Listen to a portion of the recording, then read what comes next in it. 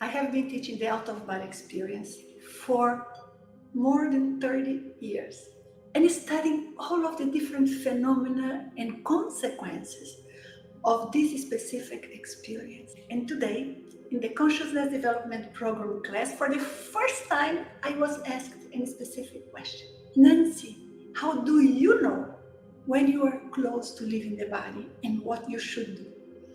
And that was interesting. I had to think about it. How do I know?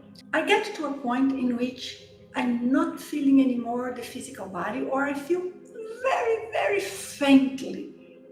But I have a very clear sensation of the energetic dimension around, the energy flow of my energy body, my chakras, and the astral dimension that is there in the environment I'm in.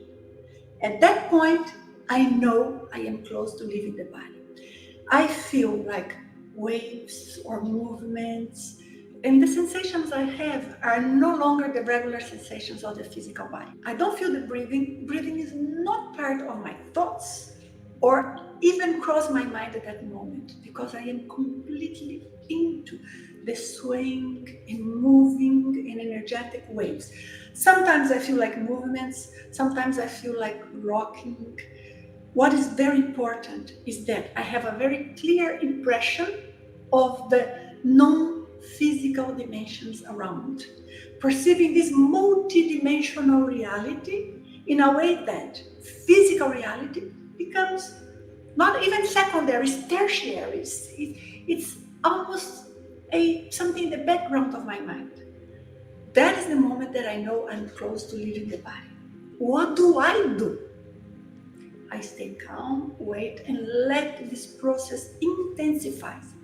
If you have my book that is Astral Projection, a primer, by the way, if you go to my website, I am offering it for free temporarily. Over there, I explain a lot about this, because this in itself is a technique, and is the technique I use the most. The more I get into this connection, almost like a rapport, a coupling with the non-physical reality in a much higher level than with the physical reality.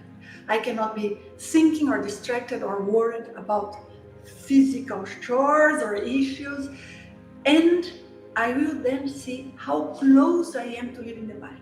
Sometimes I know it's just a matter of waiting for a bit, but sometimes all of the sensation is there, but the disconnection doesn't happen as soon as I would expect, or as easily as I would expect. If the energy body, is very fluid, very malleable, it's so much easier. That's why what we do when we are teaching the out-of-body experience, I say we at the International Academy of Consciousness because I teach for the IEC, but what we do is explaining how to put our energy body in the right condition, because the energy body creates a sort of energetic interface between the physical and the astral body. The more prepared the energy body is, prepared meaning flexible enough with no blockage and different aspects there that we have to take into consideration, the faster and more lucid we will be able to see the separation from the physical body. And then when I notice it is there but not ideal yet, it will probably take very long to leave the body, sometimes so long that we end up falling asleep before we detach from the bodies. And then what do? I use some sort of technique that has to be appropriate to that specific condition I am. I will verify, am I relaxed enough? Do I have my energies loosened enough? Is my concentration proper? Am I in the threshold of falling asleep? Am I in the hypnagogic state? It's not a thinking that I keep processing, because if it is, we don't detach from the body. But it's something that I got so used to recognizing that it's almost like a second nature, it's automatic. And you can also become as familiar with your sensations as that. It's just a matter of practicing the right techniques, the right strategy, in the right sequence. Typically in that moment, I will avoid techniques that bring my attention back to the physical dimension. So I'm not going to be using techniques of, for example, focusing on the sounds of the environment, this sort of thing, or breathing technique, not at all, or relaxation that I have to tense or concentrate on the muscles and on the different parts of the body. Those are not going to be effective. Why? Because for me, in my description, when I am close to leaving the body, I'm no longer sensing the body. It's pretty relaxed. And that has to be the number one thing. If you do not have good relaxation, you are going to struggle, and I am almost leaving the body, I'm having sensations, but the disconnection doesn't happen. Sometimes I will use a technique that is almost like a psychological conditioning of me visualizing. It's not so much visual, but creating the proper feeling in my mind that I would be floating higher. It's not pushing. If you're pushing, if you're intending too strongly, and you want, and you do that, no, you are not going to leave the body. You get further from leaving the body. On the contrary, what you are going to do is intend. Apply your will without pushing and without mental chatter. Because if you are in your mind like, am I relaxed enough? No, now I should do this procedure and now that procedure. No. All of these, ideally, for you to have great control whenever you want, you can leave your body. These aspects must become second nature. So you go and you focus and you just intend. Being, for example, on the side of your room, like on the corner, up there, and you will be looking back at yourself. Or you intend to see the environment through the ceiling, as if you are going to sneak your head out of the ceiling in that moment. So that's another thing you can do. You can also intend, for example, to be in a certain place that you have planned to visit. When I say place, it can be in the physical world, or it can be in the non-physical world. It doesn't matter. But how to pick a proper one that will make it easier for you to disconnect, because it changes a lot depending on what you are trying to reach.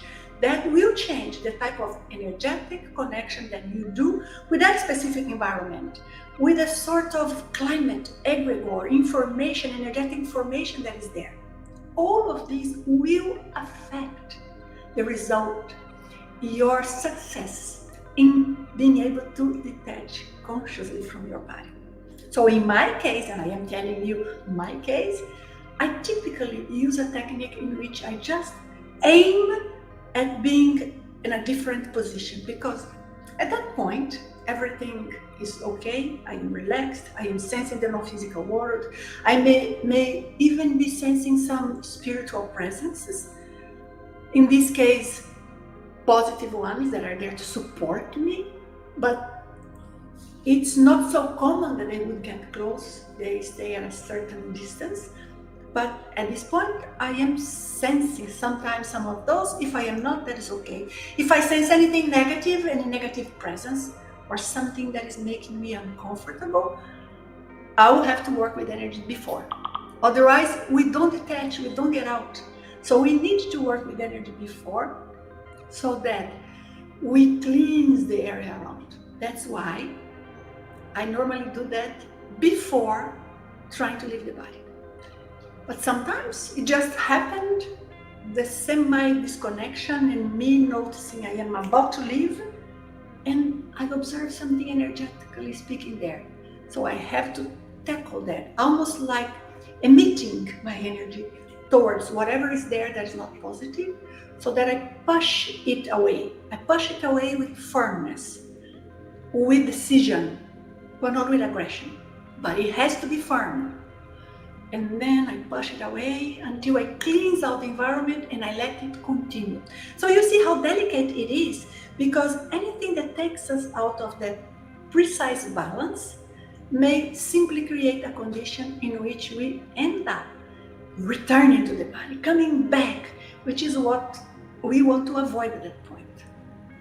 Any conscious projector will know that It's very easy for any small thing bring us back. It's very easy for us to just lose lucidity, like doze off, or dream-like images start coming. That is normal. If it happens to you, don't feel frustrated. But my thing here is, for you, how do you recognize when you are closer to leaving the body? What I described is for me. What about for you? What sort of sensation you have? Perhaps you have a vibrational state. Perhaps you start sensing like sounds that are not in the physical world.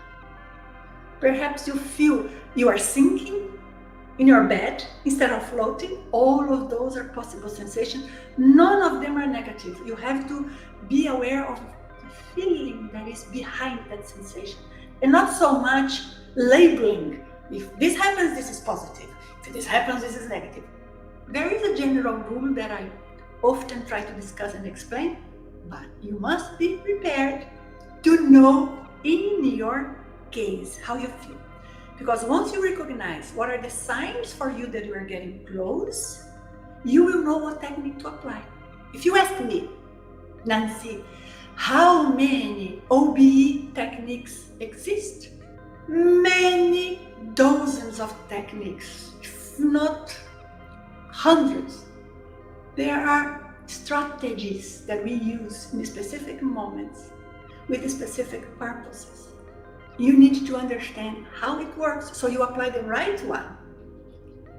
Some people, for example, when they feel they are about to detach from their bodies, and I don't do that, but some people do, they push their astral body, like with the para arms, the arms of the astral body, they go and they push as if they were really trying to get out and pushing the physical body. It doesn't work for me. If I do that, I reconnect too much to the physical body and I re-enter completely.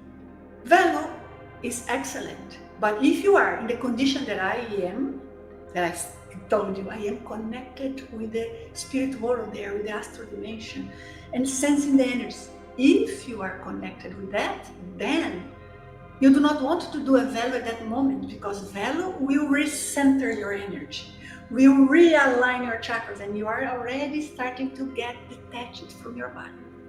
But if you are there, stuck, so if I were there, trying to leave the body, but I was not feeling I was close to, therefore I would not be sensing these perspectives and sensations that I am telling you, I would most definitely do a velo technique, because velo for me, it relaxes me, it releases my energy, it helps me to be much more focused on myself, but also on the spiritual and energetic world around.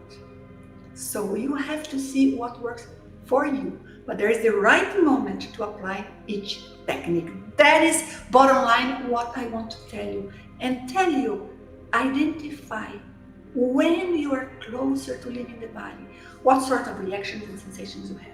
If you want to go into a very deep, profound, complete study about how the out-of-body experience happens, why, what exists beyond the physical dimension, what are the laws, like the laws of physics, the laws of the non-physical world of the astral dimension. How should you handle the experience so you become more lucid, you learn more? What connection the out-of-body experience has with your spiritual growth, with who you were in previous lives, with identifying what is the most important thing for you in this life, which is uniquely yours. Nobody should tell you. You know it inside of yourself. You leave the body, you can access that information. For all of these things, if you want something that guides you through that, I recommend the Consciousness Development Program, which is the class I was teaching here before. It's amazing, truly. Take a look, and if you do, I will be with you, classes here and there, the live classes, and I will be able to support you personally and other instructors of the IAC as well. But here, get the tips that I mentioned to you, learn with those subtle subtleties of the experience, because we cannot be rigid. I lie down, I do this technique, and this will happen.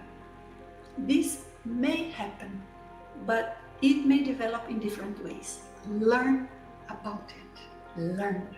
And then you will gain control, and I promise you, you will be able to detach consciously from your body.